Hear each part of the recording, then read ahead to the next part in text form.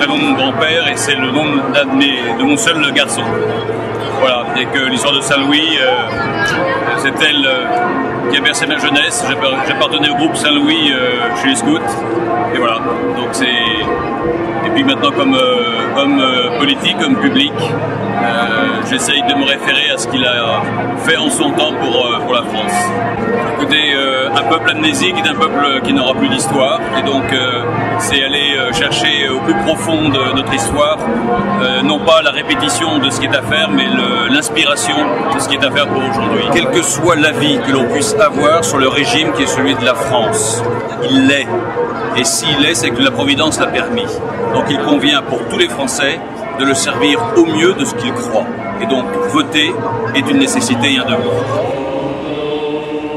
Sainte Thérèse de l'Enfant Jésus, priez pour nous. Sainte Jeanne d'Arc, priez.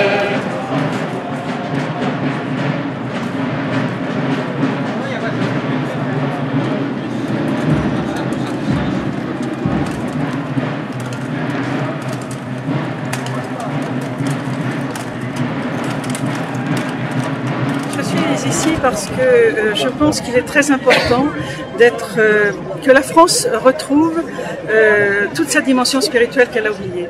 Je suis une femme engagée en politique, mais je l'ai dit déjà nombreuses fois, mon maître c'est le Christ. Alors j'essaie là où je suis, dans le milieu politique, de le servir.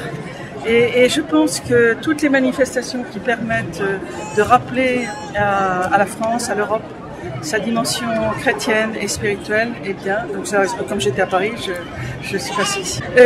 Oui, je crois qu'il est important de se rappeler de son passé pour construire son avenir. Et que justement, toujours réfléchir dans ce début du XXIe siècle et à la fin du XXe, que l'on peut construire en étant hors sol, sans référence, sans fondement, sans principe, ne peut qu'amener à la confusion. Et c'est là où nous sommes, le reste aujourd'hui. La présence d'un prince ou même deux princes héritiers des rois de France, ça vous inspire quoi? Écoutez, j'ai beaucoup de respect. J'ai beaucoup de respect, vous savez. Je suis une femme politique. La France est républicaine, donc je suis obligée, dans mon temps de passage sur terre, de respecter les codes qui régissent mon pays. Mais moi, je n'ai jamais, et je vous assure que ce n'est pas parce que je suis devant vous que je le dis, je n'ai jamais assumé la mort de Louis XVI et de Marie-Antoinette. Et je fais partie des citoyens français qui, discrètement, le 21 janvier, vont à la messe en mémoire de Louis XVI. Voilà, donc il se trouve que vous me posez la question, vous allez le savoir.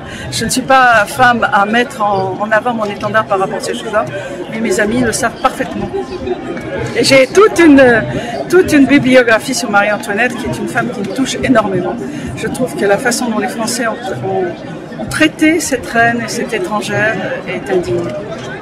Nous portons comme...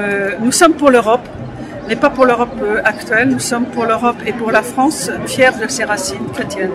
Et du reste, dans la charte que nous avons co-signée tous ensemble, nous nous engageons à nous battre pour rappeler dans nos textes fondamentaux de l'Europe ses racines chrétiennes. Et le deuxième principe qui est pour nous très important, c'est de respecter toute vie, de la conception à la mort naturelle, et donner la primauté à l'homme. Ce matin, c'était notre meeting national de Force Vie, et j'ai pu rappeler combien il fallait, comme nous l'a dit Benoît XVI du reste, de responsables politiques et économiques, de tirer les hommes vers l'espérance et non pas vers le désespoir. Et qu'est-ce que c'est l'espérance? Bien, c'est la plénitude. La plénitude qui donne la place première au bien commun et à la personne humaine, qui est digne, quel que soit son état.